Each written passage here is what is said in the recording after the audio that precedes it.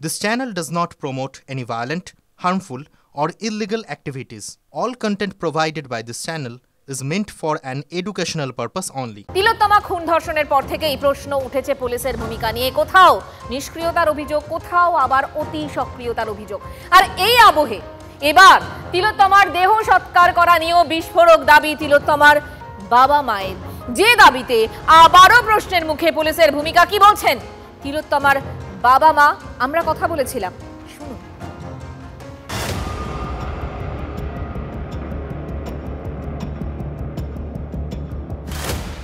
যেদিন তিলোত্তমাকে খুন ও ধর্ষণের ঘটনা সামনে আসে সেদিন সকালে তিলোত্তমার বাবা অভিযোগ করেছিলেন মেয়ের দেহ তাদের দেখতে দেওয়া হচ্ছে না। এখনো দেখতে দেয়নি আপনাদেরকে? না, আমাদের এখনো দেখতে দেয়নি। কেন? পুলিশ এখনো কি ইনভেস্টিগেশন করছে, এই করছে সেই করছে। সেদিন সন্ধ্যেবেলার ছবিটাও সবার মনে আছে। ময়না তদন্তের পর তিলোত্তমার দেহ তার বাবা মায়ের হাতে তুলে দেওয়া হয়নি। বাবা মা গেলেন টালা থানায়, কিন্তু দেহ কোথায় যাচ্ছে বাবা মা সেটা জানতেন না। তাদের জানানোর প্রয়োজনও কেউ বোধ করেননি। কোথায় নিয়ে যাওয়া হচ্ছে মেয়ের দেহ?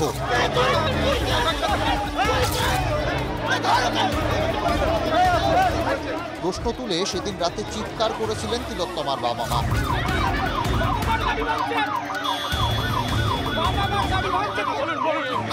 অভিযোগ করেছিলেন পুলিশের বিরুদ্ধে।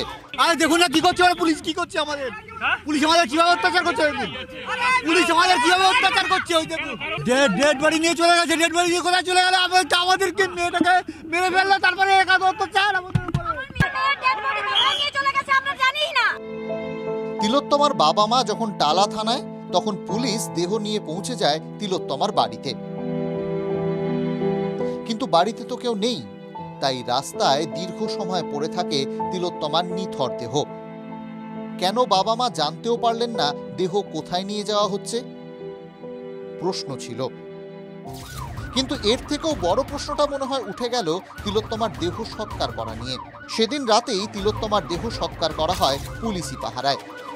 কিন্তু শ্মশানে কি হয়েছিল শুনুন তিলোত্তমার বাবা মা কি বলছেন। কতড়িঘড়ি কতক্ষণে ওরা বডিটা পুড়িয়ে দিতে পারবে, এটা একটা ওদের চেষ্টা। এমনকি শ্মশানে গিয়ে ওই আরো 3-4টে বডি ছিল যেখানে আর কি সব ক্রিয়াকর্ম করা হয়, ওখানেও একটা বডি রাখা ছিল।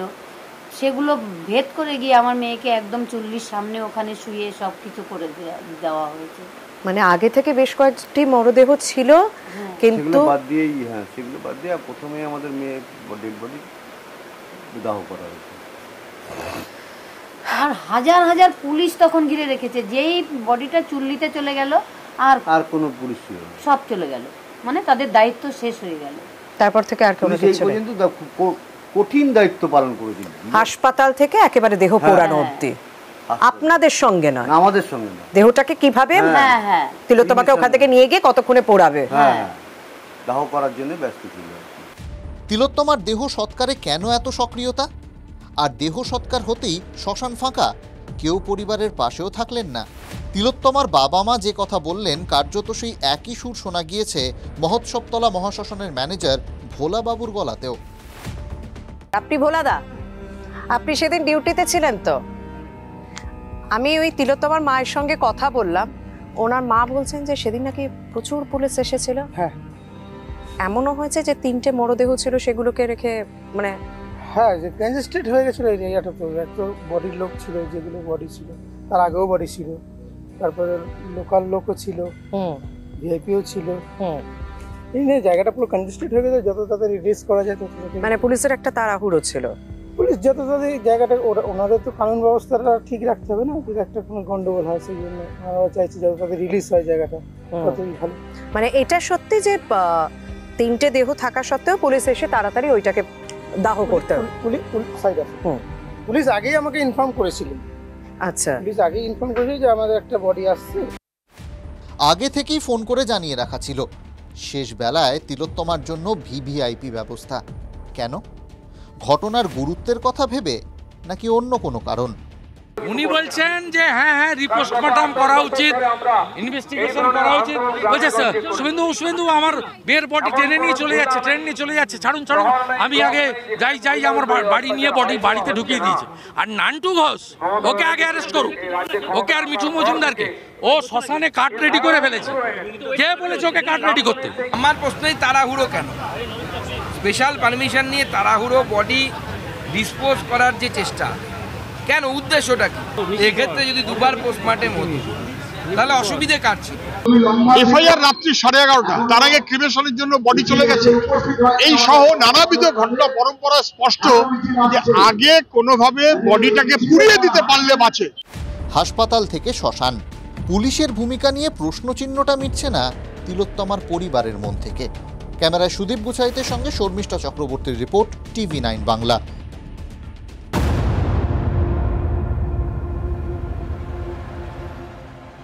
আর এই যে ঘটনার পরম্পরা, এই পরম্পরা অনুযায়ী কেন্দ্রবিন্দু থেকে অবশ্যই সন্দীপ ঘোষ, আরজি করের প্রাক্তন প্রিন্সিপাল। আজও সন্দীপ সিবিআই দপ্তরে, এই নিয়ে টানা 6 দিন। এরপর কি? সন্দীপের বিরুদ্ধে বিস্ফোরক অভিযোগ এনেছেন তার প্রাক্তন সহকর্মী আরজি করের প্রাক্তন ডেপুটি সুপার আক্তার আলী। কত যে অভিযোগ বলে শেষ করা যাচ্ছে না। সন্দীপ কি এবার সত্যি জাতাকলে পড়তে চলেছেন? তুমি হচ্ছে একমাত্র মিডিয়া রিপোর্টার যে বাই হার্ট চেয়েছিলে আক্তার আলীকে দিয়ে অবধি আমার নামে প্রতিবাদ, আমার নামে যাচ্ছে তাই কথাবার্তা বলিয়েছিলেন। TV9 বাংলা কাউকে দিয়ে কিছুই বলায়নি, বলেছিলেন আক্তার আলী। সন্দীপ ঘোষের বিরুদ্ধে বারবার সরব হয়েছিলেন আরজি করের প্রাক্তন ডেপুটি সুপার। আবারও প্রতিবাদের ময়দানে আক্তার। মুর্শিদাবাদের কর্মস্থল থেকে কলকাতায় ছুটে এসেছেন। কলকাতা পুলিশের তৈরি করা সিটের সামনে বয়ান দিয়েছেন, তাতেও সন্তুষ্ট হননি। এবার ইডি তদন্ত চেয়ে কলকাতা হাইকোর্টের দ্বারস্থ আক্তার আলী। বলছেন মরণপণ যুদ্ধ। র্যাকেটের সঙ্গে যারা জড়িত তাদেরকে এক্সপোজ করা হোক এবং আমি বাংলাকে সুরক্ষিত এদের থেকে মুক্তি করার জন্য এই আমার যুদ্ধটা আজকে শুরু করলাম। এই নেক্সাসটাকে ভাঙার জন্য আমার লাইফকে স্টেকে রেখে এই যুদ্ধটা, এই সংগ্রামটা, এই আন্দোলনটা শুরু করলাম এবং ওনার বিরুদ্ধে একটা ক্রিমিনাল কেস ইনিশিয়েট করা হলো।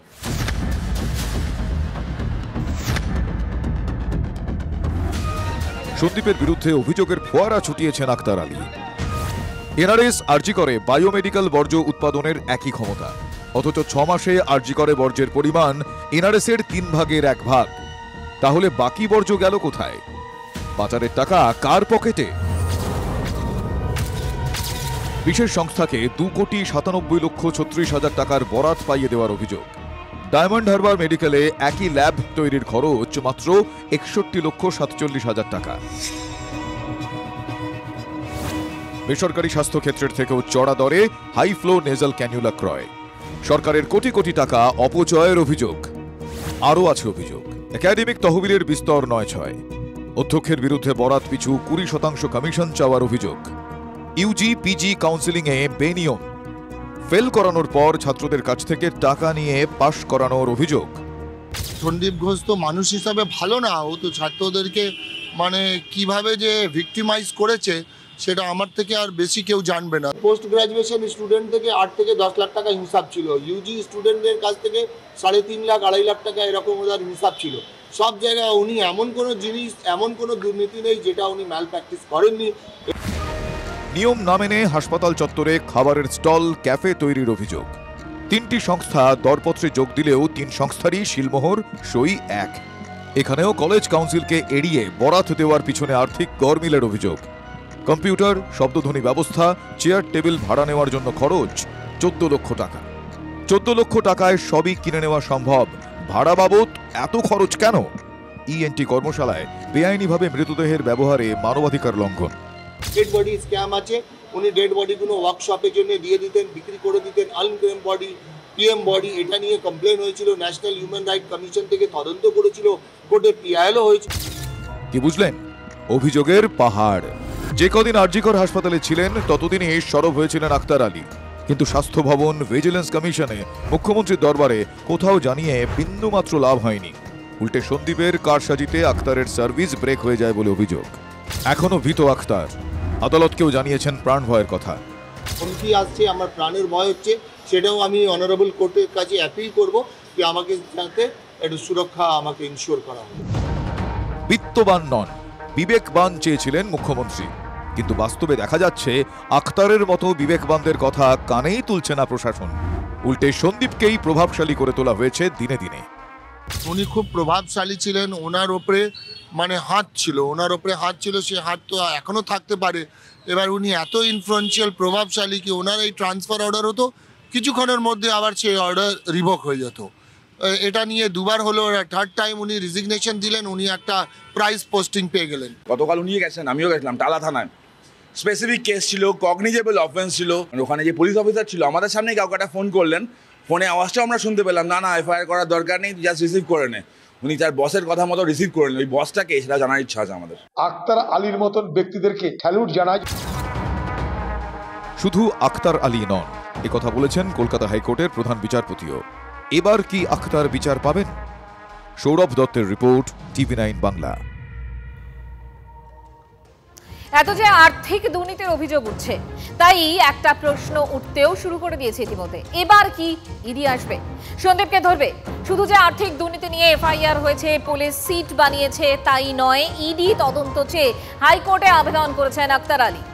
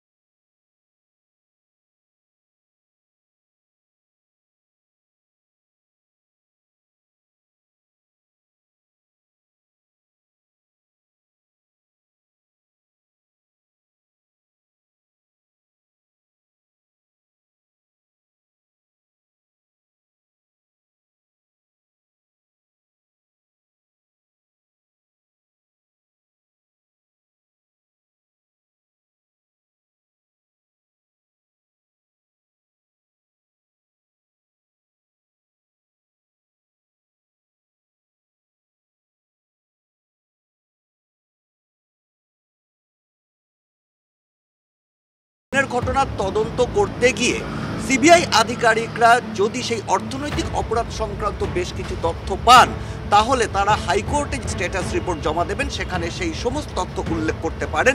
ঠিক যেমন শিক্ষা দুর্নীতির ক্ষেত্রে এনফোর্সমেন্ট ডিরেক্টরেট পুরো দুর্নীতি সংক্রান্ত তথ্য আদালতকে দিয়েছিল, এবং তারপর আদালত যদি নির্দেশ দেয় তাহলে সিবিআই বা এনফোর্সমেন্ট ডিরেক্টরেট তারা কিন্তু এই ঘটনার তদন্ত করতে পারে।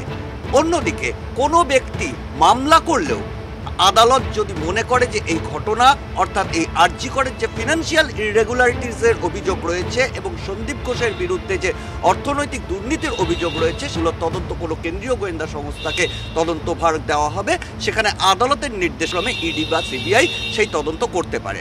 ইডি নিয়ে রাজনৈতিক চর্চা এখন থেকে শুরু। আর্থিক দুর্নীতির বিষয় এসছে, এই প্রসঙ্গে ইডি যদি এই তদন্ত হাতে নেন তাহলে নিশ্চিতভাবে বিচার পাবার ক্ষেত্রে কিন্তু অনেক বেশি তারা ভরসাযোগ্য হয়ে উঠবে। আখতারের অভিযোগের ভিত্তিতে সন্দীপের বিরুদ্ধে সিট গঠন করেছে কলকাতা পুলিশ, কিন্তু অভিযোগ করার 1 বছর পর কেন এই তৎপরতা? সন্দেহের চোখে দেখছে বিরোধী শিবির। সিট হচ্ছে রাজ্যের একটা পরিকল্পিত পদক্ষেপ, যার মধ্যে দিয়ে অপরাধীদেরকে বাঁচানোর চেষ্টা। এইভাবে সিট গঠন করে সন্দীপ ঘোষকে সুরক্ষা কবচ দেওয়ার জন্য যে ফন্দি, যে কনস্পিরেসি আজকে কলকাতা এই মমতা বন্দ্যোপাধ্যায় করেছে, অত্যন্ত নিন্দনীয়। সিট করেছে কিছু প্রমাণ লোপাট করার জন্য, যাতে মানি লন্ডারিং